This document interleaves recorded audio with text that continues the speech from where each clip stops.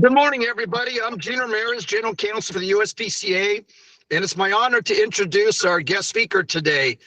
He is certainly one of the true legends in the canine community, and Sergeant Mike Goosby, who also has a great sense of humor and very modest. Truly is a legend. He spent 31 years with LAPD, a variety of assignments, but where he's probably best known is in the canine unit, working as a handler, trainer, and then at the time of his retirement, he was the chief trainer for LAPD. He made it to the finish line. He's now retired, working in the private sector as a security consultant, but he still trains. And I know a lot of my clients hire Mike to train them not only how to handle the dogs, but also more importantly at times, canine tactics, which is just another way to keep you all safe. And so Mike has graciously donated his time to talk to us. Maybe even has time to talk about the fact that recently 3 LAPD canine handlers were shot during a canine operation here in Los Angeles area. Unfortunately, I think all 3 are fine, but still a scary scenario nonetheless. So with that, Mike, please, we welcome you to the USPCA, one of our webinars where we try to give the best training as we can to our members. And if I pop off, I apologize. I got to run into court for a hearing, and I'll try to join again in a while. But everybody, Sergeant Mike Goosby. Hello, happy to be here.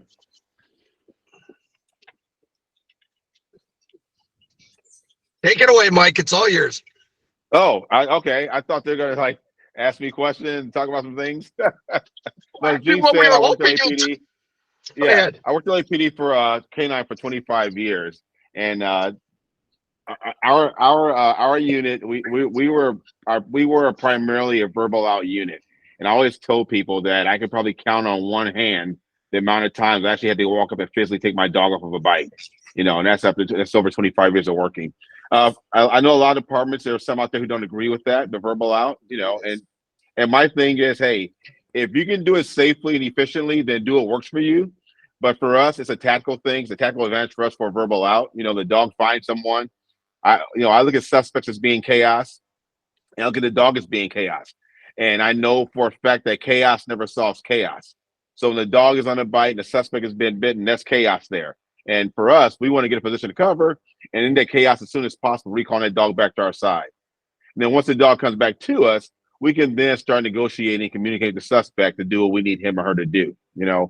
I think a lot of times where the dog's on the bite and folks are screaming at the suspect, a lot of times the suspect's not screaming because he's trying to be non-compliant. A lot of times they're screaming because they're being bit by a damn dog, So we have to keep that in mind. So we can end that confrontation as soon as possible. For us, it works in our favor. That's without a doubt. And I think that even if departments don't use a verbal out per se as their tactic or their mode, I think though, and I know that everyone should have the ability to do one though, because what happens is, in the police work, nothing ever goes as planned. So if my suspects are always, in a place that's accessible for me to move up and take my dog off safely, that's the one thing. But what if the suspect's hiding in a place where you can't get there? Underneath the house, it might be tactically unsound for you to crawl into there. Take your vest off, your helmet off, to crawl underneath the house. We had a guy that was underneath a stake bed truck that had no tires on it, and there's probably about 5 to 6 inches of space between the ground and the bottom carriage of that truck. There's no way we're going to be able to crawl into there and get that dog off the bite, And then you go into the safety side of it. What if the suspect, because the dogs don't have capes on them, they're not super dogs. So what if the suspect is basically, holding his mud and taking that bite and waiting for you to come in there? And then, it draws into a bad scenario. So for us, the verbal out definitely works for us, without a doubt. And all the departments that I train, even though some of them don't use their verbal out primarily as their tactic in the real world, when we're in training, I require them to verbal out their dogs during training, because as a trainer, it shows me that they're working on the training we're working on, they're doing the requisite training, and they have the ability to call that dog to bite if they need to. That's the biggest thing. You need to at least have the ability to do it. Steve's got his hand raised, Mike. He has a question. Oh, I'm sorry. Oh, okay. I see. I can see now. Steve has it. Go ahead, Steve. Actually, I will have a ton of questions, because I think, okay. You've you've laid out the case about, part of the reasons why you believe a verbal out's important. I'm sure people are going to want to get in the nuts and bolts of how it's accomplished and things like that. But Right. I'd like you to, if you could, give us what you see are the upsides and downsides of both the verbal out versus a hands-on removal of the dog, whether it's a choke off because somebody's forcing the dog, or it's a trained, tactilely cued collar release. Right. Yeah. And because I see pros and cons, and I don't think anything's about good or bad. I think it's about the trade-offs that we make. Oh, absolutely. And so Without that's a what doubt. I'd like to see, where you see the trade-offs especially in an agency, the size and with the level of criminality that LAPD has to deal with.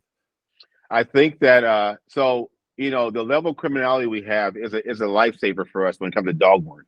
Because what I mean by that is the dogs are pattern trained, as we all know, and they're what they get consistently is what they're going to be. So our dogs are consistently hunting for suspects. They're consistently finding bad guys. But more importantly, talking about the pros and cons of the verbal out, the pros are obviously a tactical advantage. Number two, most departments are on body worn video. So you're ending that fight. You're showing how the dog is being brought back to you. And number three, you're using a dog as a tool. And I talk about that a lot of times. If I'm using a beanbag shotgun on a suspect, am I going to keep beanbag shotgunning this dude, keep hitting him with rounds until we walk and put handcuffs on him? Or am I going to hit him with rounds until he's compliant and following my orders, and then moving to where I want him to move and do what I'm going to do? That's what a big trade-off is there, and we have to be cognizant of what the perception is of most of society. If you think of most people, they think of police dogs as attack dogs. We all know they're not that, So the verbal out does offer you that clean cut in, clean cut out. Now the cons of that though are that, again, dogs are consistency tools, and if a dog gets used to getting called off all the time and knows going to be called off, there's a chance that dog may come off sooner than you want him to. But that's got to be proofed in training. And you got to be consistent with that training. And what I mean by that, you got to vary that equation. Sometimes I call a dog off after about 2 or 3 seconds. Sometimes I call him off after about 25 seconds. Sometimes I call him off after about 60 seconds. I let the dog in training go through those different ranges of motion because I don't want him to always know when I'm going to call him off. The other side of it too is that we use search teams in Los Angeles. And so as much as we want to think about it, we want to believe it, dogs don't always just listen to that one word command as they're released. So sometimes an officer might get overzealous or yell out or whatever. If a dog is not proofed on it, that dog might pop off thinking they're being recalled. So those are the kind of things you got to weigh when you're doing the verbal out. You got to kind of really, really work on it consistently, but it's got to be the dog's natural behavior. So my thing is, if you're going to do it, I should say natural behavior, his trained behavior. If you're going to do it, then consistently do it. If you're not going to do it, then work with what's going to be best for you and most tactically sound for your unit and your department. That's the way I see it. I think if you're going to use a verbal out, you need to be consistent with it. It's almost like e-collar work. Don't use that e-collar just as a punishment tool, because now the dog's not doing what the hell I told him to do. The dog's got to be conditioned on it. It's got to be a leash extension for us, as we call it. It's an invisible leash. Even though my dog is doing everything I may want him to do, I'm still throwing light e-collar corrections in there because he needs to get used to that correction. He needs to know it can come at any time. So I can't use those things. Can't become markers. My voice can't be a marker for him to automatically let go. My e-collar can't be a marker for him to automatically, start listening to you now because you have e-collar on me. So those are the things you're going to be careful of with the verbal out. You can't let your voice and your body language and stuff like that become markers for the dog or the suspect's actions. For example, a lot of times you see people training and they go, suspect, stand still, don't move, Marco, out. Okay, well, 2 things are going on there. Number one, people say, well, we're preparing the dog to come off the bite. No, what you might be doing is preparing the dog to bite harder because he doesn't get called off. But number 2, you're teaching the dog now your voice isn't always something connected to it. It's almost like I'm almost training disobedience into you. As I'm talking to you, you can keep on biting, keep on doing this. So you got to kind of be careful with those things too. Those are the cons of the verbal out. I think the cons of the tactical out, the hard out, whatever you want to call it. Well, number one is if you don't have a verbal out. If you walk, just because you walk and put your hands on that dog doesn't mean that you can't verbal out from right there. Doesn't mean you can't tell that dog out right there. A lot of times you see people tugging and pulling and fighting a dog, and now you're making the wound worse, the person screaming, and the perceptions that this handler can't control that dog. Now, if you can walk up and pop that dog off real quick, I'm all for it, as long as you can do it safely. I'm a firm believer in, if I'm going to take dogs and guns and officers to go look for this bad guy and have that dog out ahead of us and give us a reaction time, well, once that dog finds the bad guy, I am not now going to eat up all my reaction time by going to the suspect and taking my dog off. Because now my question is like, well, what did I use him for in the first place? Well, one, to locate the suspect, but number two, to provide me a tactical advantage. That's the way I see it.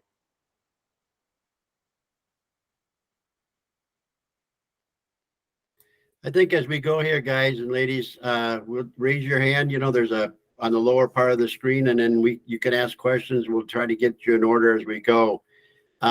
Mike, I was wondering how you see the rest of the country going from where you are with the boys versus break stick. There's a lot of break stick out there now. It seems like people are just making that their go-to default way to go.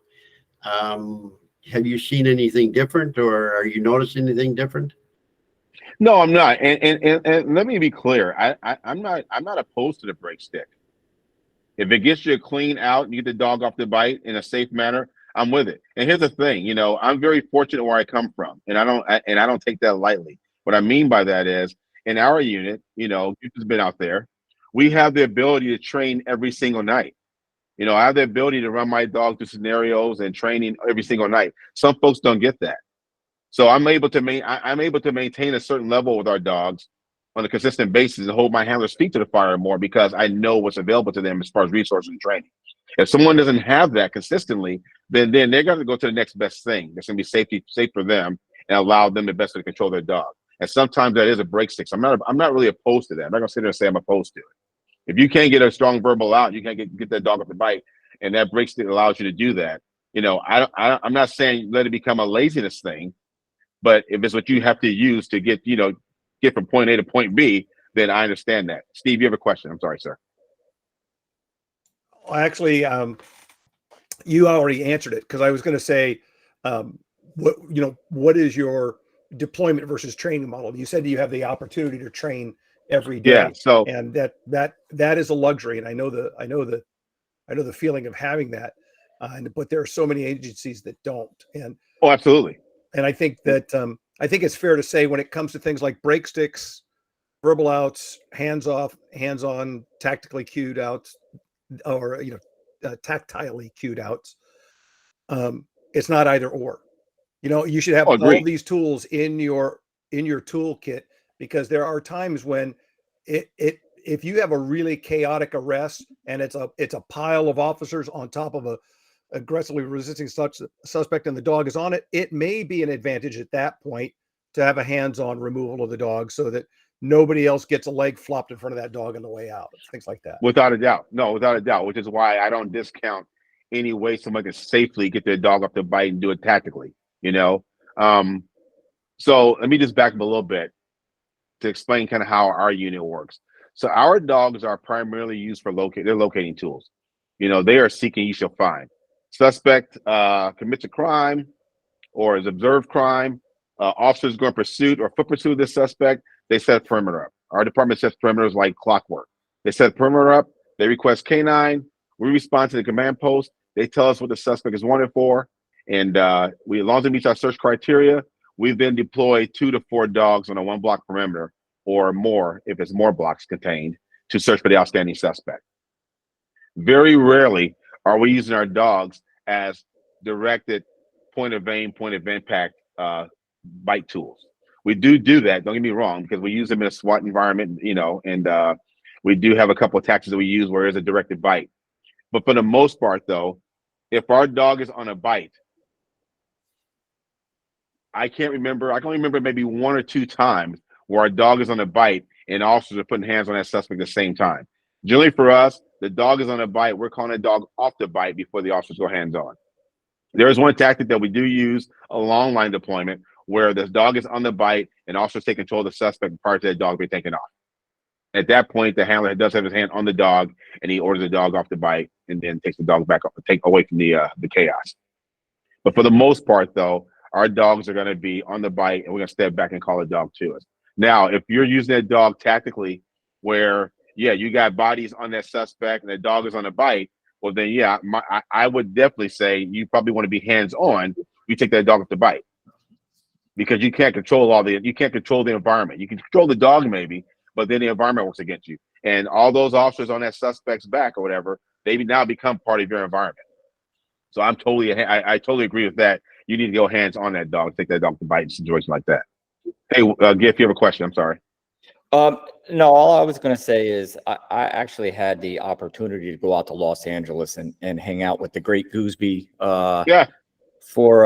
for a few days, and I got to see their training, and I actually went out and saw their actual deployments, and everything that he's saying is 100% spot on. In fact, we were at Dodgers, just outside of Dodger Stadium, is where their training center was.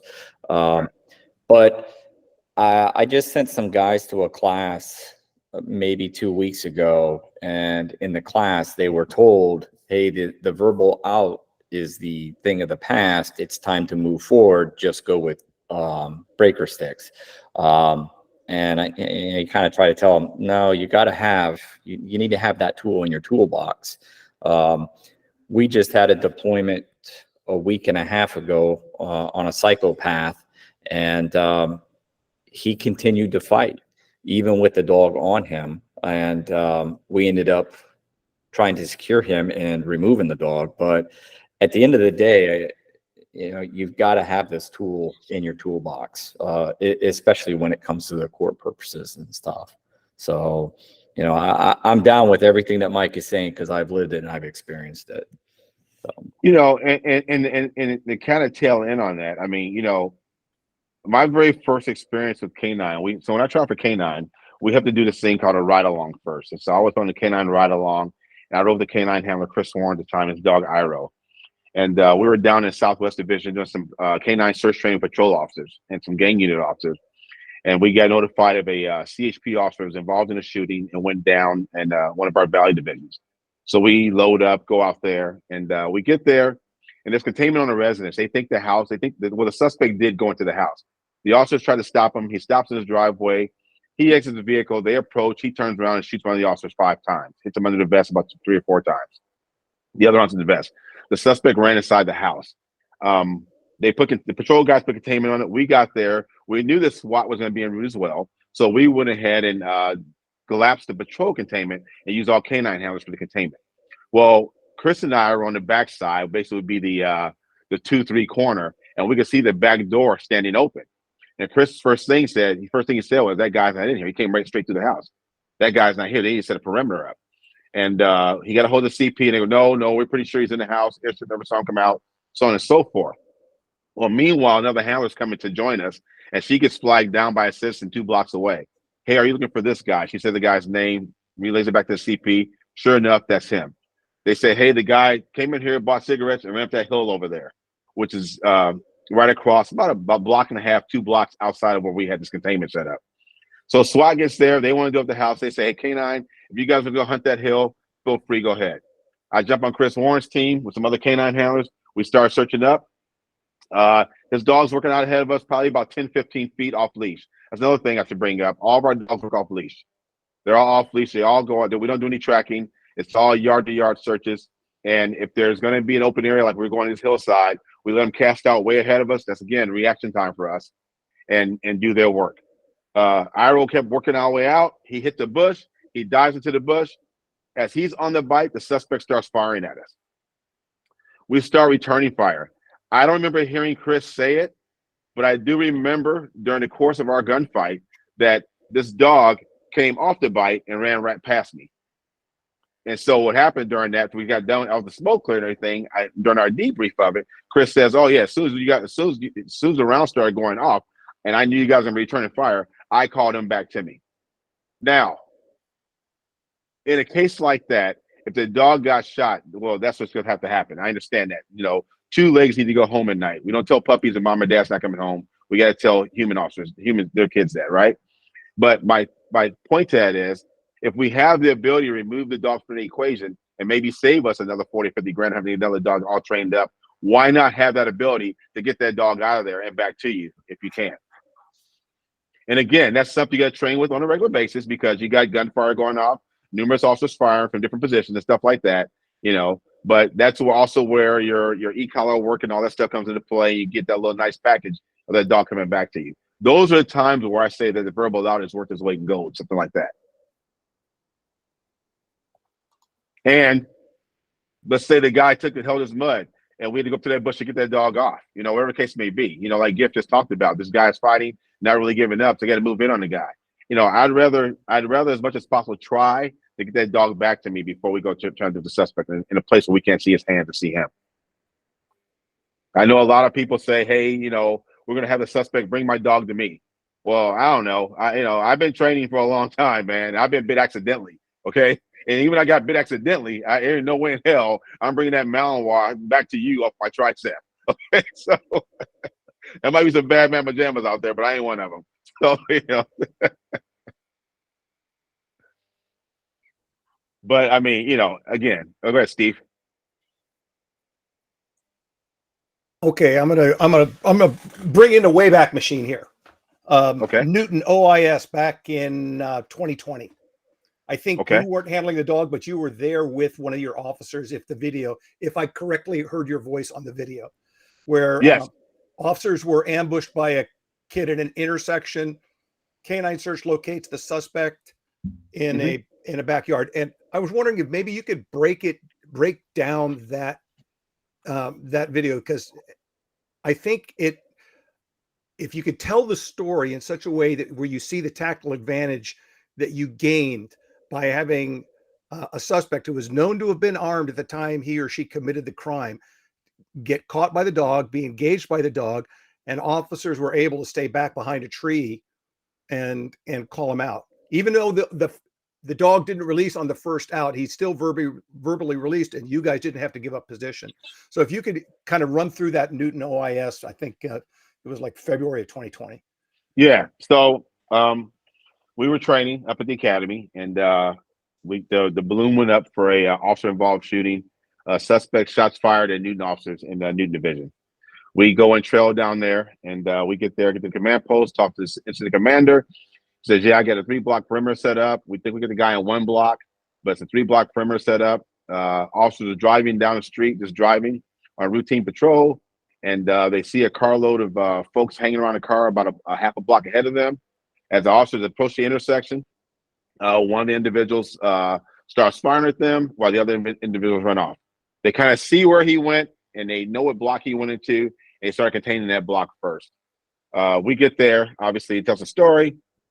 And as we're getting our story together and we're going to decide how we're going to kick dogs off, we're actually waiting for SWAT to get there. Let me back up. We're waiting for SWAT to get there because based on the suspect's known propensity to shoot the officers, we decided to put all canines out with SWAT team search team members.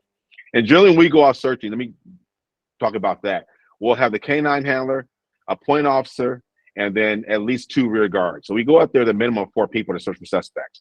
If it's a shooting suspect like this, we're going to go out the minimum of 5 people to search for him. There'll be 2 point officers on the side of the handler and then 2 rear guards behind as the handler's working his or her dog.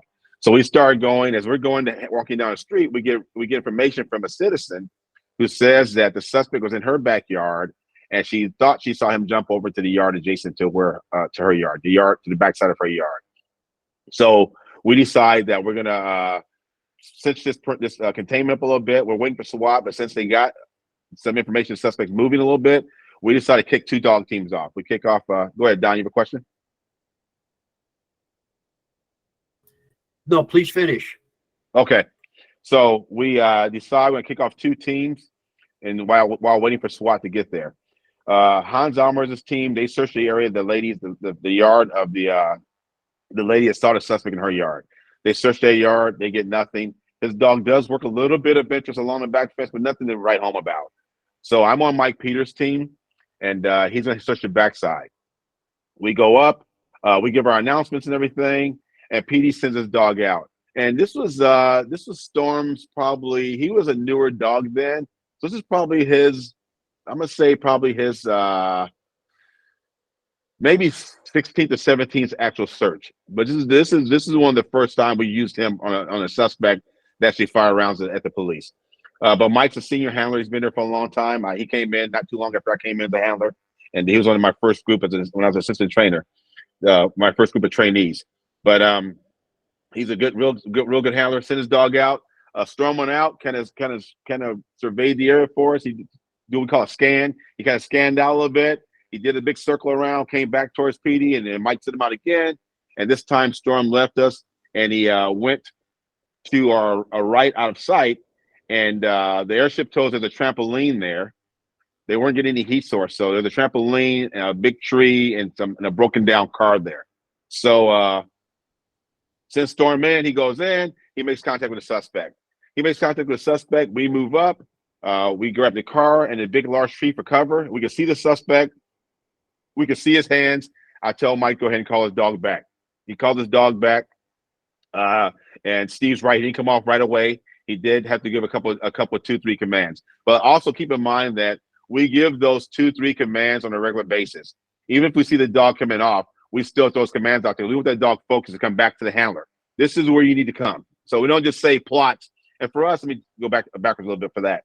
For us, all of our dogs are single command dogs. So our heel command is our off the bite command. So we're going to call the dog back to our side. It's going to be foos, plots, follow, whatever the dog's heel command is off the bite command. And the reason why is because if the dog is conditioned to listen to you during obedience and do what you tell him, if I tell my dog to plots, I don't care if the earth is opening up and cars are falling in and people are falling in. If I want you back at my side, no matter what's going on, you need to come back to my side. So if he comes back to my side, then by proxy, what does he have to do? He has to release the bite in order to do so. So that's why we use that heel command as our off the bite command. The dog comes back to our side. But I have the guys do it. You'll hear them on most of our body worn video. Plots, plots, plots, heel, heel, heel, because until the dog gets back to your side. Because again, we are dealing with the dog. And we are dealing with an environment, and so sometimes the environment plays against us, and so I just want to make sure that that dog is coming back to the handler side. So we did that, and once we get the dog back, we can see the suspect's hands. Now we can have him crawl back out of the place where he's hiding and crawl to us. We move up, guns on the area that he came from, and then guns on him, obviously, and get him handcuffed. And the reason why we do that is because I don't know if that's our bad guy yet. Just because the dog found this guy and bit this guy doesn't necessarily mean that's our guy. We're not going to know he's our guy until he's identified by either victims, witnesses, the officers. In that case, the victim in this case was the patrol officers who were shot at. So until we know that's our guy, I don't want to go where that guy is hiding. I don't want to go too deep in there because I might be going to an ambush. I may have the wrong guy. So we call the guy out, get him in custody, and he gets identified as our suspect. And then all wrapped up and good to go, and the caper is over.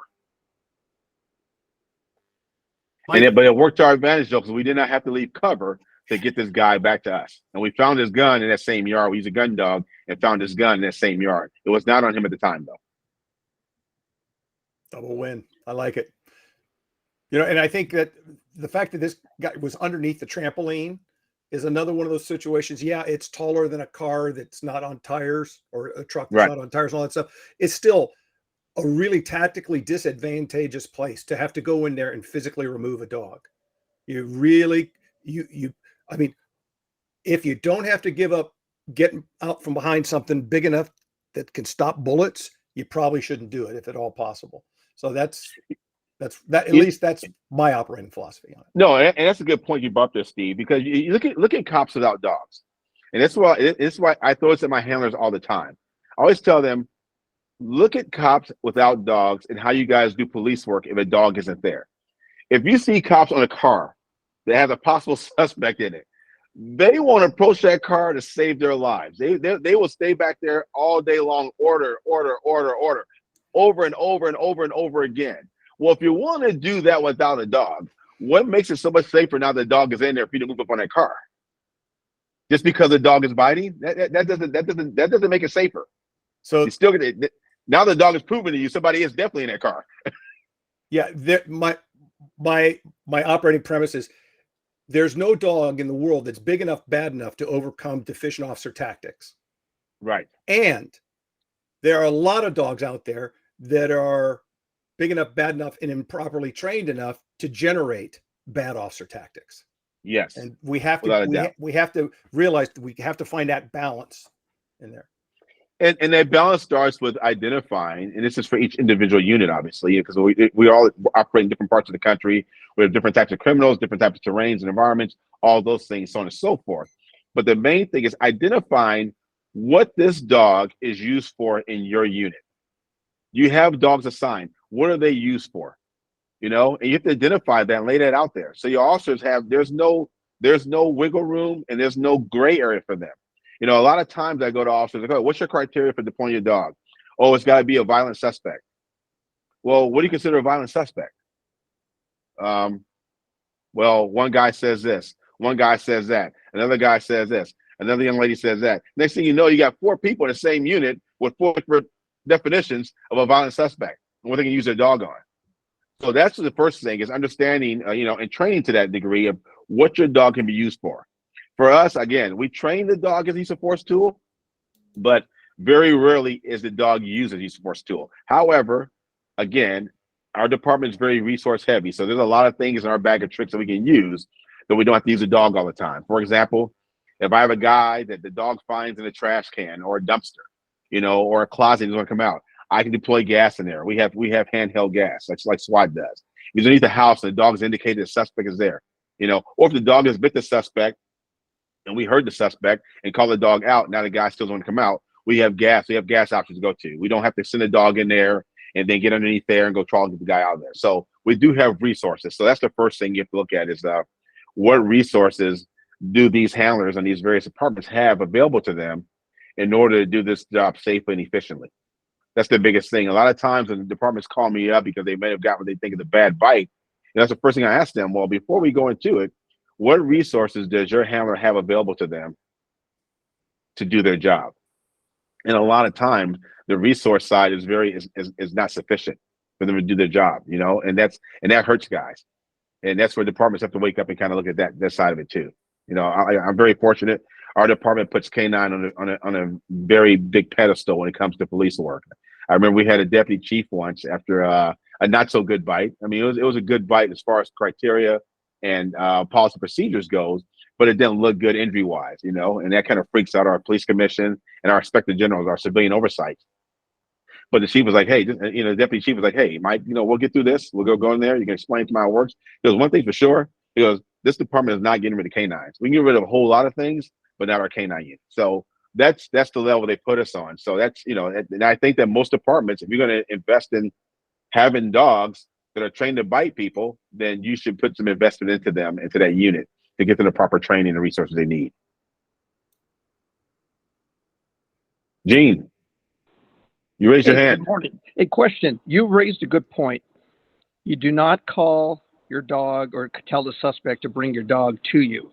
I think people forget that there's case law that says the length of time on the bite, it could be excessive in and of itself, even though the initial apprehension was justifiable. So keeping that dog on longer than is appropriate is a separate violation in and of itself. So I'm glad you raised that point. Call that dog off as soon as he can get suspect's hands.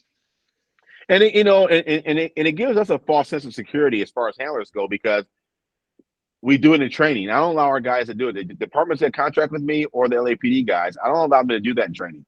Because, yeah, if I have a bite suit on, okay, and you tell me to bring the dog to you, of course I can. But what does that do for the handler and the team that's doing that? It starts breeding continuity. It starts breeding consistency, where they start thinking, oh, this is doable, this is doable, this is doable. And sometimes it might be doable once in a while. I'm going to say that most times it's not doable. You know, and again, for us, at least where I operate, the suspects, the type of wounds or bites the suspect has on them is going to play into this a little bit, without a doubt. It's definitely going to play into it, you know. And I'm really big on telling my guys, you know, our bite command used to be pocket. And I always tell them, hey, you know, when you're hit such many suspects, keep a pocket in the pocket. You know, if you got a guy that you can bite, but you don't have to, don't bite that dude. You know, you get some GTA guy, some guy for Grand Theft Auto, some guy for just burglary, something like that. You know, keep that bite in the pocket. So that way, when it shits the fan, this dog needs to do his job. You have some room and some latitude to do that. Just because you can bite, doesn't mean you have to bite. And I think that's probably what hurts us more so than anything in the canine community is the fact that, and it was a big thing in my canine unit with my guys. You get a guy goes on vacation for about a month or out of town or been out for injury or something. The dog goes down. They think their dog doesn't work unless he shows me he can bite. Well, that's not true. That's not true. You don't always have to get a bite, and that's the thing where I think a lot of times, kind of go up the verbal out and the hard out conversation for a second, is that we don't always have to bite the bad guy. There's a bunch of cops out there doing police work on a daily basis without a dog there, and they're making arrests without the guy getting bit. So we can do that in the canine community sometimes too, without a doubt. Steve. So you work, I've seen that you've done workshops for other agencies and things like that, where you've tried to bring some of the lessons you've learned with LAPD to them and help them out. These are agencies that have different levels of support and resources like you just described.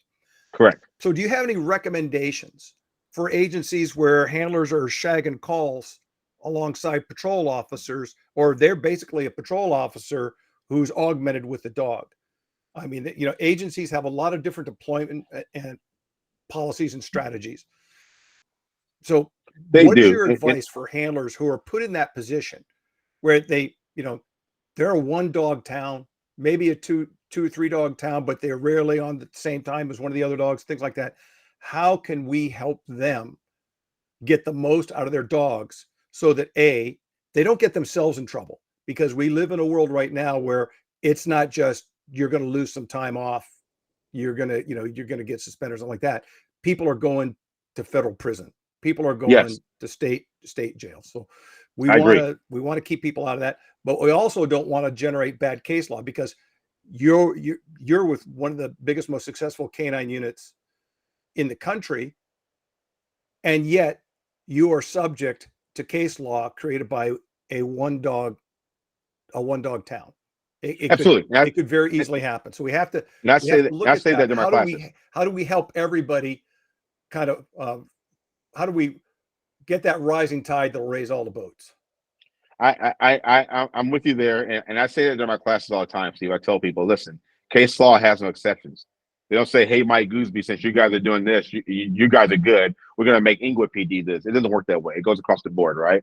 But I think that I think one of the biggest ways that guys and women and ladies they forget, there's one powerful tool that we have with our dogs that it's boring, it gets shunned and pushed to the wayside a lot of times, but it's basic obedience. Seriously, if you're shagging calls, stop that car, do some obedience with your dog. Do some obedience with the dog and add a prey item to that obedience. You'd be surprised how much work you get out of that dog when that dog is conditioned to listen to you. Because when they're not coming off the bite, they're not returning to you, they're not doing this. What are they doing? They're not listening to you. Get that dog conditioned to do what you tell it to do. It's funny because my wife will laugh. She says, anybody ever saw you leave the house when it's time to go to work, they would crack up. She goes, but I get it. It takes you 20 minutes to leave the house, because I do that. I go to the kennel. I know the dog. I start the car and I pull out of the garage, and I know that I hear the dog going batshit crazy over there. He steps around the kennel. He's like, "Oh yeah, it's time to go to work." I do that on purpose. I want to get his level of stimulation up. I want him going, because I'm going to come in there and control it. I let him get it all up. I open the gate. I call him out. I put him on it down. I send him back in there. I call him out. I put him on it down. I'm away from him. I send him all the way to the car. He runs to the car. I recall him back to me. I'm getting the dog used to doing these things in an area, in an environment where his stimulation is raised. And then I'll throw a ball in there. I do it with this food. It takes me at least 10 minutes to feed the dang dog, because I'm making compasses food. I make him go to it, take a bite, stop, come back to me. All those things are breeding the dog listening to me over and over and over again. Over and over again. And the reason why I say that, and it sounds very elementary, but you think about this. I tell the guys this all the time. If I can't get that dog listening to me when nothing's going on, and he's right at my side, then what makes me think that I'm gonna have him, he's gonna listen to me when he's away from me and he's on a bike? It's not gonna work that way. If I'm doing basic obedience on a regular basis, I'm going to see issues that come up with this dog. I'm going to see these things well before I get them onto a bite suit. If I can't recall my dog from a Kong or a ball or a tennis ball, then I'm not even going to do bite work for that dog yet. Because if I can't get him to give me a ball, then what's going to happen when he's on a bite suit? And those are the things I'm talking about. So we look at training handlers wise, you know, and I was that way before, but we always look at training as a structured event where you have a trainer there and someone's there to tell you to do this and tell you to do that, and there's scenarios and exercises. No, get the dog out of the car and get the dog used to listening to you. Everybody can do that. That's free time. We can all do that. And I think that goes a long way. That goes a very long way. And it's a blanket thing across the board that we all can do. Because we're all not going to have a decoy available to us that come out and take bites for us. We're not going to all have time to have officers go hide or our dogs go out and search for them. So we have to find something that, like you said, Steve, that we can all do. And I think that obedience exercises and use up the ante with prey items and stuff like that, or something the dog wants, it allows you to get that training in there where the dog is getting conditioned to listening to you and doing what you tell the dog to do.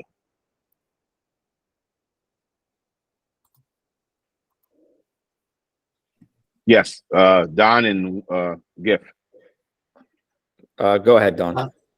Thank you. Building on what you were just talking about, it's like the beginning or the beginning of working your dog into coming off the bite. Are there certain steps that you take in the progression of teaching your dog to go out and starts to bite and then this, and you build in distractions, I assume, and things like that, so that he's or she is absolutely starting to get the idea that in all conditions she has to respond to you? Do you have some kind of a... Yes, we do. So the first thing we do, so when folks come to our unit, handlers come brand new, they don't get a dog for the first 2 months. Their first 2 months in the unit, they don't get a dog. During those 2 months, we're training them all the obedience stuff for handlers. They're going through all of our weapon systems, qualifying with them. They're going through our tactics. They're learning our tactics. They're learning all of our obedience. Hey, you go here. Hey, you do this. You do that. We're doing all that stuff with them first before we put a dog in their hands, because we want to know that the handler knows the basic foundation. They know the obedience of the human side of the unit. Then once they learn that, we bring a dog into play. And we do the same thing with the dog. I'll bring the handler brand new. Every handler wants to see the same thing. They want to see their dog bite. So all these dogs we know, we go test them. During the testing, course of testing, we do bite work and stuff like that. So we know the dog will bite. So I'll let the dog get one. I'll let the handler see their dog bite. Here you go. Send your dog on a decoy. They get all happy. Oh, he does bite. Then we cut that out. We start obedience stuff. I start obedience, and a lot of trainers are like, well, you go to obedience, you'll make the dog too controlled. No, I'm not, because I'm climbing the rungs of a ladder. I'm going to get there, I don't got to do it all today. I'm going to start obedience work. I need to know the handler can control that dog just with voice control first. We're going to go from on-leash obedience, basic obedience, to introducing e-collar and off-leash obedience. And then once the handler has a grasp of that, I'm not going to bring a prey item out there. Boom, here you go. Here's the Kong now. And we know the dog is crazy for it. Now they got to do obedience around the Kong. They got to do call-offs off the Kong. They got to send the dog to search for the Kong. All these things now, again, what it's presenting for the handler is the dog is stimulated. However, he's not batshit crazy like he's out there with a guy in a bite suit. So the handler has, the younger, newer handler, less experienced handler, has an easier time of having control of this dog before I throw him to the wolves, right? Once I see that dog is listening to the handler and they're able to work around that prey item like that, I bring a decoy out there in a bite suit. Not going to be a bite yet. Just walk your dog around me, see you do obedience. And you see the dogs. They go from here to there right away because that guy's out there in the bite suit. They know what that means. So now that handler has to have that dog controlled and walk to their side and stuff like that. I don't mean pretty, obedience like you're in a competition or something like that, but just a dog has to stay at your side. You walk around and do things. And then we start to do some of the bite work and start working on the recall of the bite and stuff like that. So the dog is already geared towards listening and being obedient to the handler before we start getting too far into the weeds. And then we move that from the field training environment to now we'll get to what we call straight on searches. I'll have the decoy hide behind the door, and then the handler and the dog are probably about 15 feet away, and send the dog in, let him use his nose, find the guy, bark up, the decoy gets a bite, and get the dog. The dog's on a long line because now we're going to call him off the bite and reel him back to our position to cover and start showing him how to do that. So we're going to show him everything we want him to do.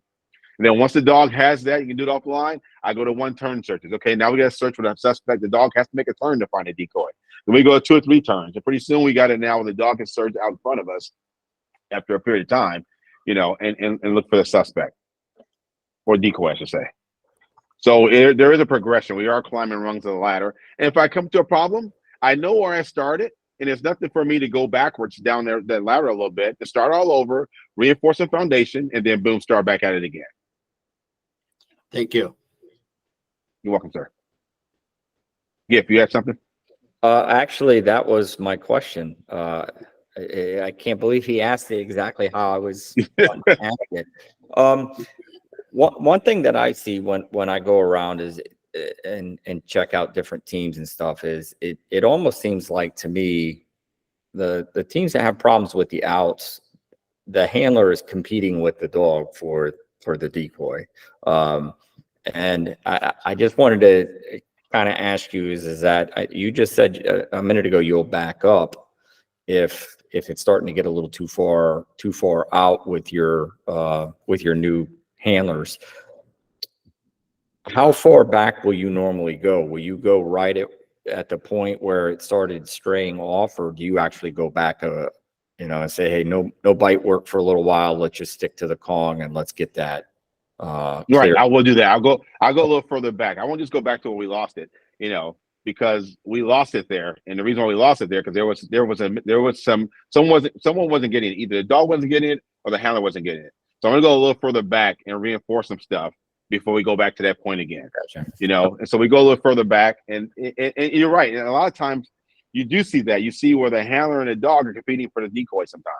And how do we see that? Sometimes when you have the handler go up, hey, take your dog off strong. And you see the dog trying to turn away from the handler, trying to get away from it and all that stuff, And so again, we use a long line very early on to direct the dog back to us, to show the dog how to get back to us. And I even went so far to I have a chute. I have like an octagon with the decoys in. I have a chute that goes to it. There's a chute that leads up to it. So the dog can only go straight in and straight back. So I'm already getting that conditioning in the dog, straight into the decoy, straight back to me. He's not able to go out around and go backwards and everything else. He can only go one way in and one way out. So we're already conditioning that behavior with that mechanism we've done on the field. Mm-hmm. And then that thing, I can use it for a lot of things because I have it where it can be open, the dog goes in straight to the decoy, or it can be closed where the dog has to go in and give me some bonds of action on it, bark up, and the decoy can open it for a leg bite. He can open it for an arm bite or a chest bite. So I can do different things with it. But in all of it, it's teaching the dog consistently straight in and straight back to me. So we're going to go through that and get that down first off leash before I take the dog out into an environment, a search environment, because I need to know that the dog knows how to go in, do its work, and come back to the handler. If I see some hiccups there, then I'll back it off. I'll throw the long line on, some other stuff. But we always go, there's nothing wrong with going backwards. And because some dogs have bad days, man. That's just the way it is. We have bad days, right? So sometimes you just got to go backwards and just reinforce some things and get back into it again. William Perez, hand up. Hey, Michael. Hey, nice to meet you, sir. You too, sir. Just a couple questions on some training and tactic stuff. How did you guys set up perimeters? Were officers out of the vehicle? Are they inside the vehicle? If the suspect takes off across the street, does the entire perimeter just chase him, or do we call for additional officers to to enhance that perimeter? Because I've had it where one guy thinks they see something, everybody starts hightailing northbound. Well, guess what? The suspect can't do that. Right. So exactly. Yeah. Yeah. So I can go. Yeah. That's very good questions.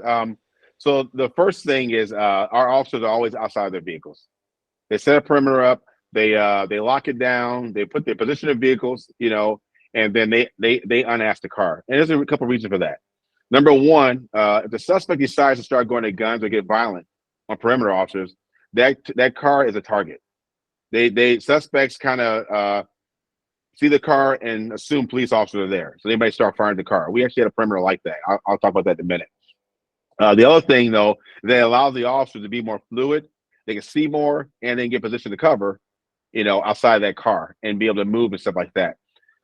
If the suspect moves on us, we're very fortunate too that we 9 times out of 10, well, almost all perimeters, we have an airship up over us.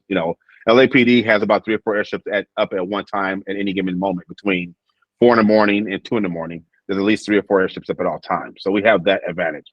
But if the suspect moves, we'll let the airship direct us as how we're going to move with it.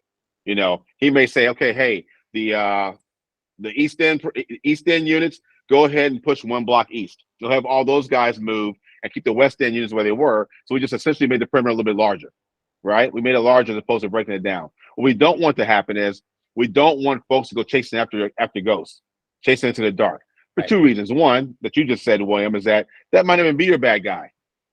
And then all of a sudden now you dropped your perimeter and you lost your bad guy. But number 2, it's tactically unsound. And number 3, we have dogs out searching. So we don't need arms and legs running through the perimeter. I tell folks all the time, hey, listen, man, this dog is searching, okay? If you want to turn yourself into steak and turn that suspect into lettuce, then go ahead and start running past this dog. That's what's going to happen here, okay? You know, he's not going to say, oh, you have a uniform on, I'm not going to bite you. It doesn't work that way. So we got to keep control of that too. So we do it, but to that end, we do a lot of perimeter training with our patrol units. Each of our handlers, we have 21 patrol divisions. We have 19 handlers. Each handler has a patrol division that's assigned to them. And a couple of the new guys have 2 divisions. They have to go at least once a month and do roll call training on perimeters and stuff like that. And then once a quarter, they got to do hands-on perimeter training with them. Setting perimeters, having suspects move on them and stuff like that, and then going through canine searches. So we're really big on doing that over and over again because that's our bread and butter. It's a customer service thing for us. The patrol guys, I always say dogs got to eat. Well, if the patrol guys aren't setting perimeters, those dogs aren't going to eat.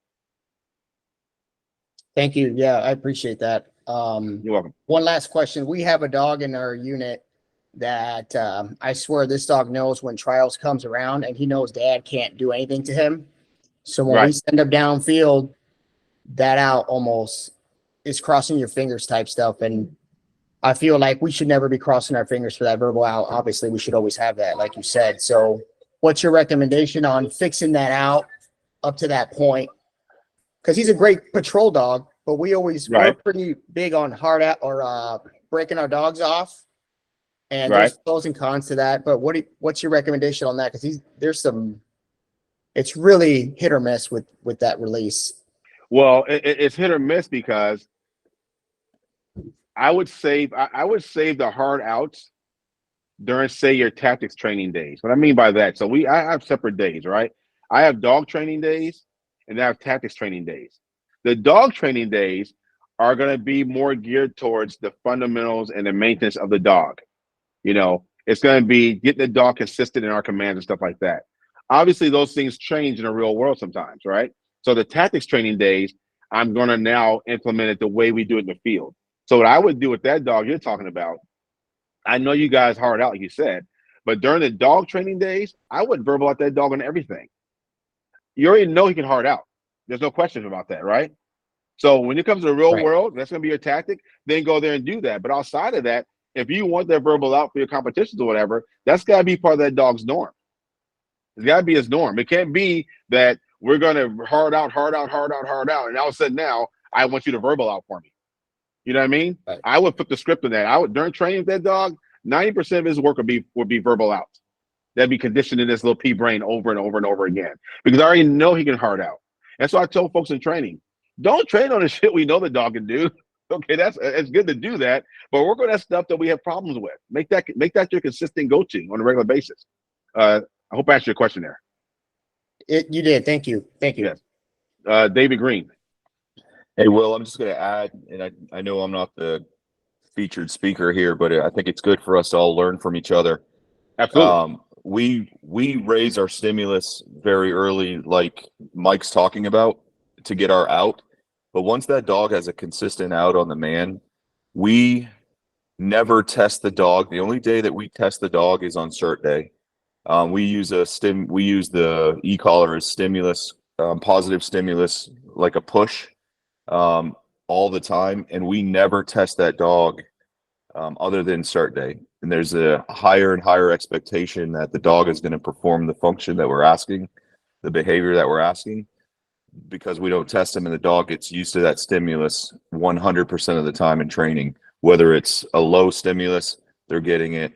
Whether it's a higher stimulus because we're in an operational training environment, just food for thought. It works for us, and we get very, very good results on cert day. No, and that's a good point you brought up there, David.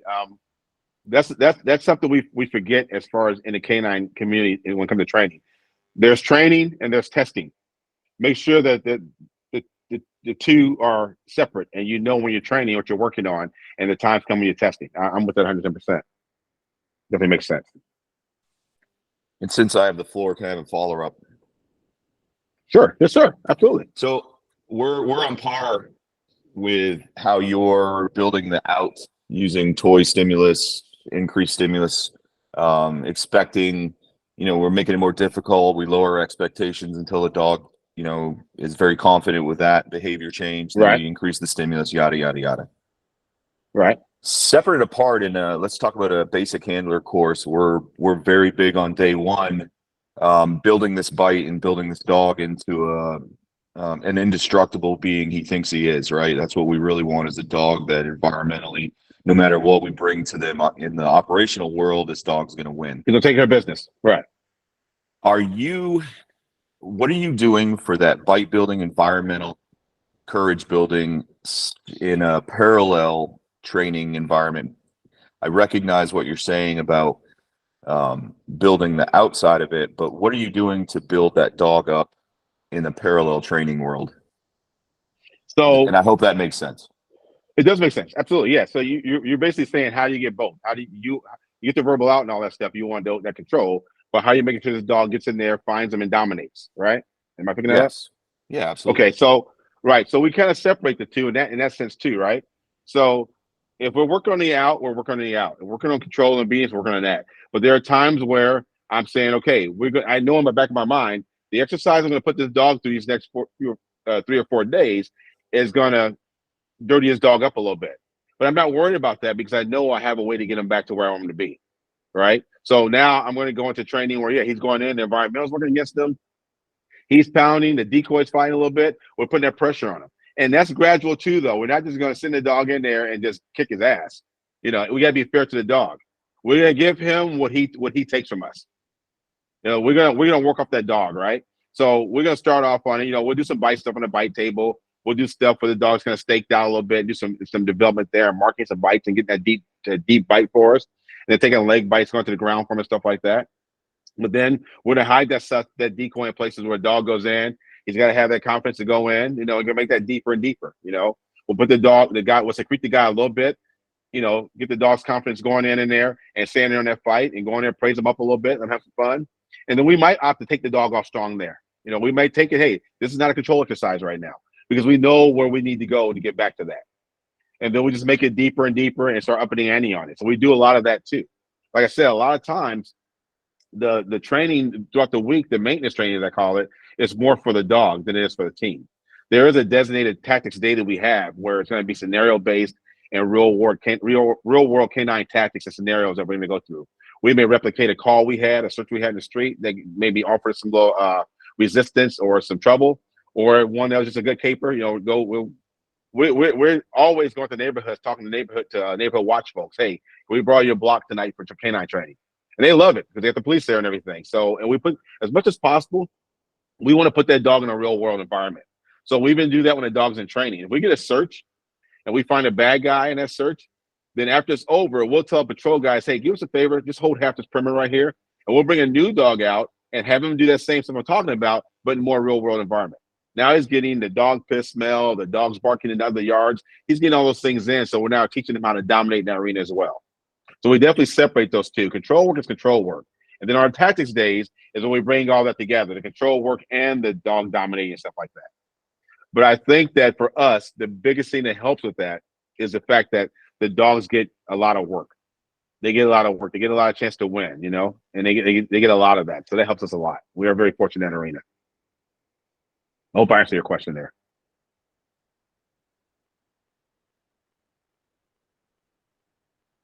Steve, yes, sir. Could you give us a quick rundown of what I know you retired before this, but do you have any information about the Hollenbeck OIS? I do. Yes, I do. And so they just released the video on it too. It's on YouTube, by the way. I talked to some of the guys, and there's some mistakes that were made, stuff like that. But in a nutshell, what happened was there were patrol guys are searching for an ADW suspect that had a warrant, and he wasn't known to be armed at the time. They went after him, set a perimeter up, and they last saw him running toward the yard. And this yard had like a big row of the big. Look, it was a house either under construction or being torn down, but it's all dilapidated, and there was drywall with holes in it and stuff like that, and a couple wrought iron doors and one door that was open. Don, you have a question before I go on? You raised your hand. I'll make sure I didn't interrupt. You had a question or not? No. I'll take. Okay. I'll do mine right after yours. After he does, you do his. Okay. So the dog, they use a dog. They're working it, and it's a newer dog. And from my understanding, the dog was having some trouble inside this area. It's all stuff all piled up and everything. And like I said, it's drywall, holes in the drywall. And they're working the dog. They're kind of in close proximity, probably a little bit closer than I would like them to be. And actually, one of the handlers sees the suspect. They actually see him. They recall the dog back. They move the dog out of the picture.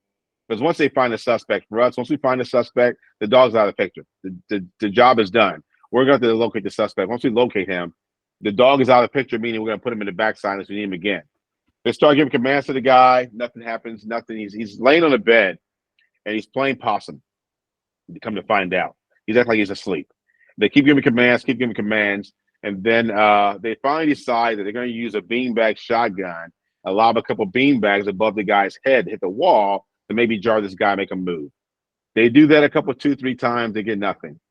And so they decide, okay, we're going to now go ahead to gas. The guy's right there on deploy gas. Well, they throw the first can in there. It does its thing. The guy doesn't really move. They throw a second one. The second one, the guy moves, but he moves out of their view, off the bed and to the right of the bed and out of their view. And now this is where I think they got a little too close, in my opinion. Well, not my opinion. I know for a fact. I've done that job for a long time. There's only drywall between them and this bad guy, and they can't see him now. They move forward and they toss. They move forward, which is where I thought they got too close, and they toss another handheld gas in there. And I can't really see it from the video side, so I can't say how far it was. But to me, it looked like they probably could stay where they were and tossed it in there, or went to some different options.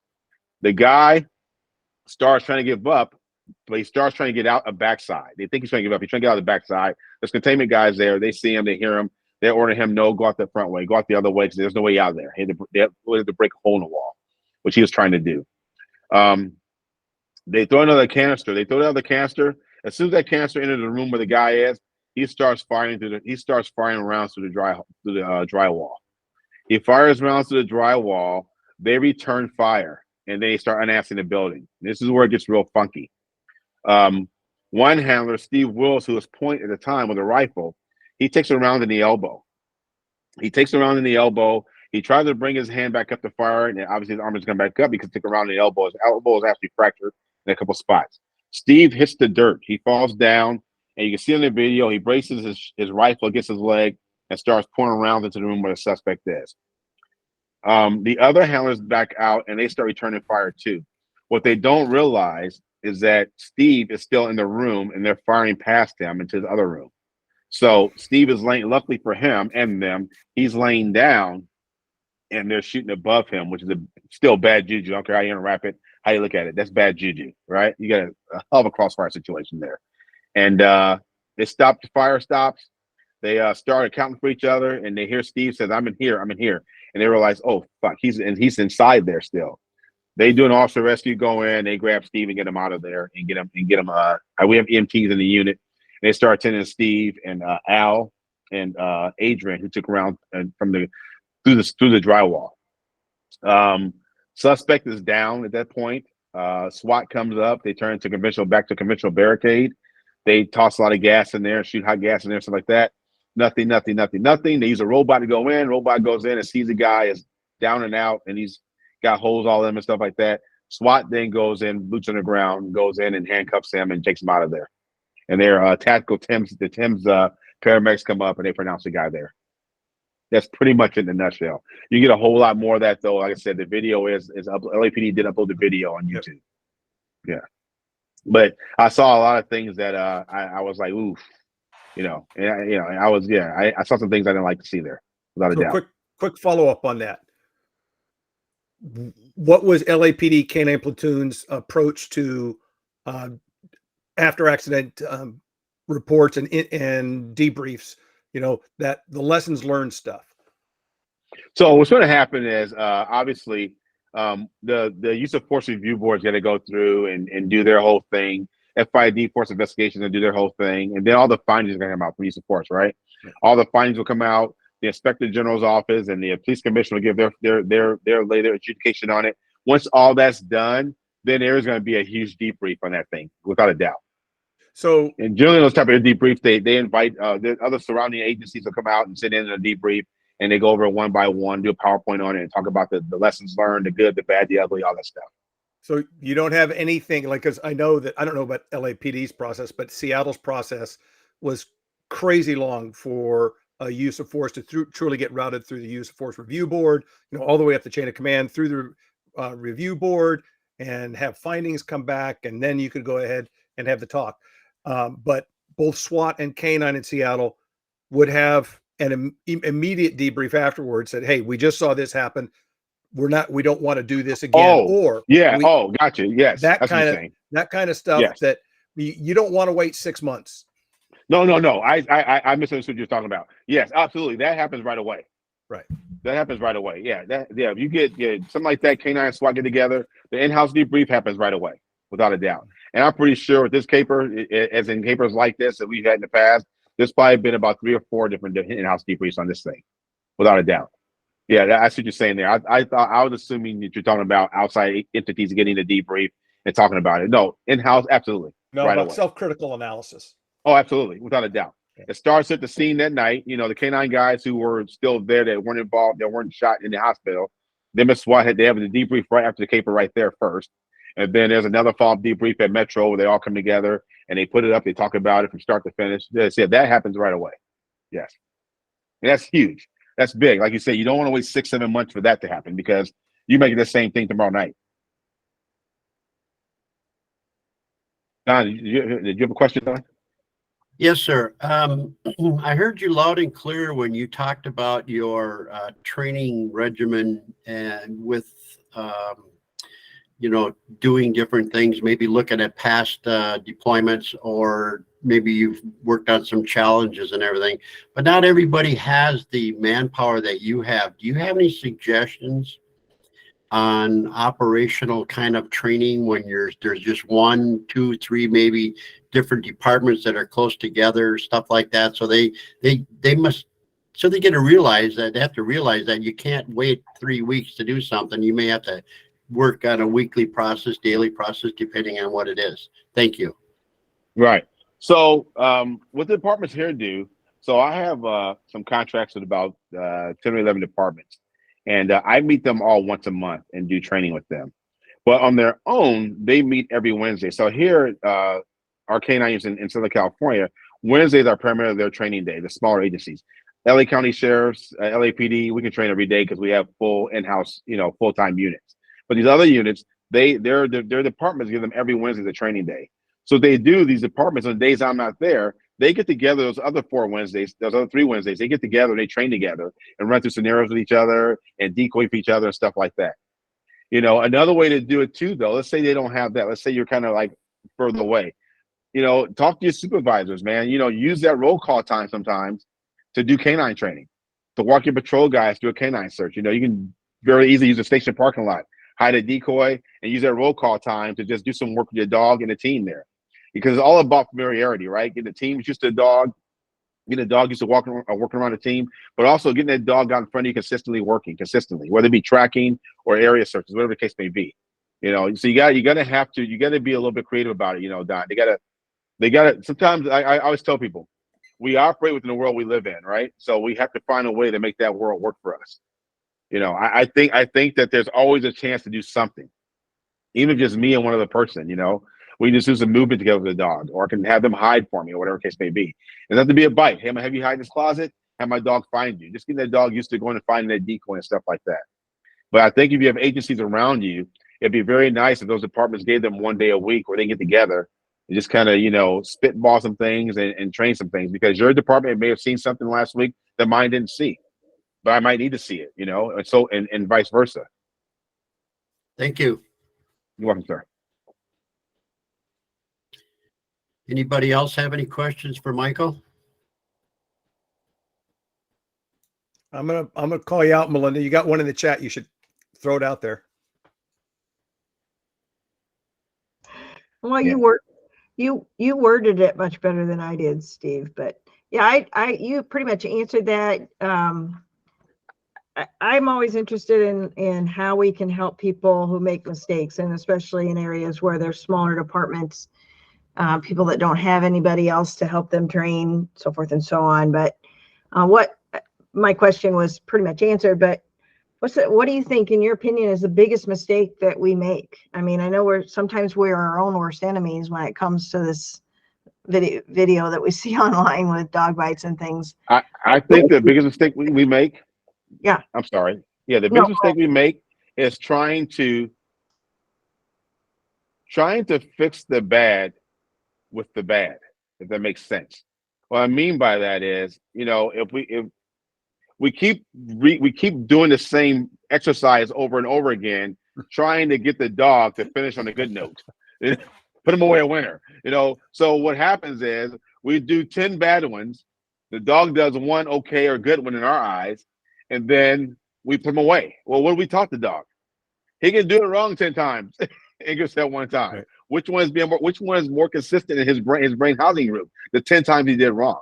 I think that sometimes we just stop, put the dog away, talk about it a little bit, come back out and redo it, as opposed to keep doing the same mistake over and over again, and then finally getting one that looks good enough for us to be happy with, and then putting the dog away. I think that, put them away a winner. I think it's probably the biggest crime we have in the canine community. There's science behind that, Mike. There's science. There's actual science about it. Yep, that says that the most reliable predictor of performance is successful trial count. The more times the subject fails, the more likely failure is to appear in the repertoire. So that's why we have to be really mindful about how we design our training, how we make our progressions. You don't want to create training scars. That's it. Without a doubt. You do. And yet we do it all the time because we're not sufficiently mindful. Yeah, no, without a doubt we do. And another thing I know a lot of handlers don't get, they don't get the required training they need sometimes. They don't have the resources and stuff like that. Luckily for us nowadays, though, lucky for them, because we didn't have it. I'm an old guy. We didn't have it when I was growing up. They have the social media, they have the internet now. They can reach out to people. I had a handler in Muncie, Indiana. She reached out to me, and her dog wouldn't come off the bite. She couldn't get the dog out or even just come back to her on a consistent basis. And I was going to my cousin. My cousin had was having a health procedure done in the hospital, a medical procedure. I was going to go to Chicago to visit him, and I just told her, said, "Hey, I'm going to be in Chicago. I don't know how far Muncie, Indiana is from Illinois."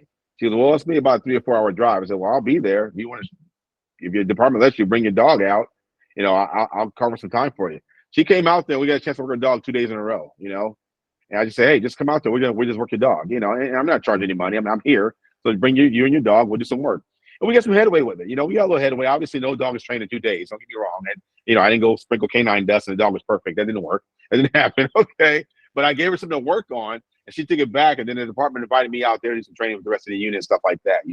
So just as in the canine world, we have a chance to lend a hand. We lend that hand. It's way, for me at least, it's way past the making money thing at this point. It's more like like someone, like I think you said it earlier, Steve. Case law has no exceptions. And our community has to be. I think we're a lot better than we used to be, and I think our training has definitely grown, and we've become more mindful of it. And there's a lot more dog work involved in it.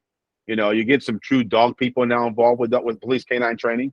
Where before, it's always like, if you're not a cop, you know what you're doing. I don't agree with having civilian trainers dealing with tactic stuff. I'm firmly against that, because you got to walk the walk on that one. Okay, but dog behavior stuff and stuff like that, yeah, I'm down for listening and learning some stuff. But yeah, I do draw the line at the tactics, though. I got to be honest about that. It covered so many areas. that I think this is going to be, we usually, with this is being taped, of course, and we're going to put this on, YouTube, our YouTube channel. And then I'll play it for the membership here probably next Monday. But this was truly an interesting conversation you had, because it solidified some things I still think of as being what we should be doing.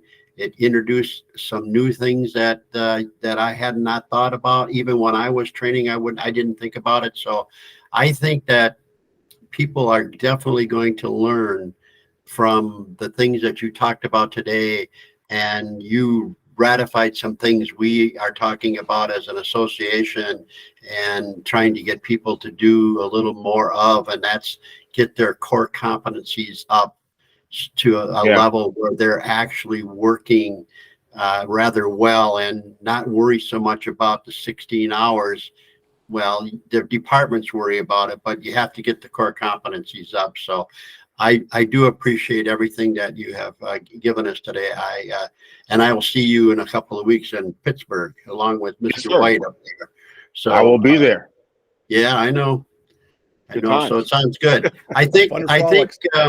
unless no one has anything else, I think we can let Mike off the hook and and let him go, and we'll call it a day. And thank you again, sir. Appreciate it. Thank you. Thanks for having me. Yes, sir. Anytime. Thank you very much, Michael. All right. Good seeing you, Take care. Mike. If I'll see you, brother. Take care. Thank you. I just wanted to Good. say How are you? one of my favorite quotes that Mike bestowed on me a couple years ago in training is case law doesn't discriminate. And I think those of us that work for a bigger agency or have the ability and the flexibility to share knowledge with those around us, it benefits us all. So, but just want to say, hey, Mike, and thanks so much. Good seeing you, Michelle. Yeah, All right. like Cool. We'll see you guys later. Take care. See you guys next month. Bye-bye. All right. Bye. Bye.